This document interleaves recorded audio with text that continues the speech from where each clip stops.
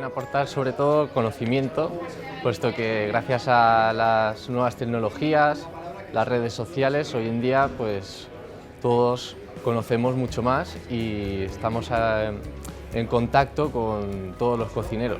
Que nos sustituyan por máquinas, pero espero que esto no pase, espero que siga habiendo pescado salvaje y que pueda seguir igual que hoy en día.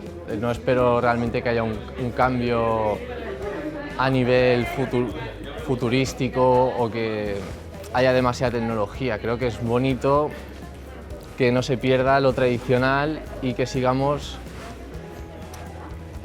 buscando nuevos productos o nuevas maneras de cocinar las cosas, pensar, constancia.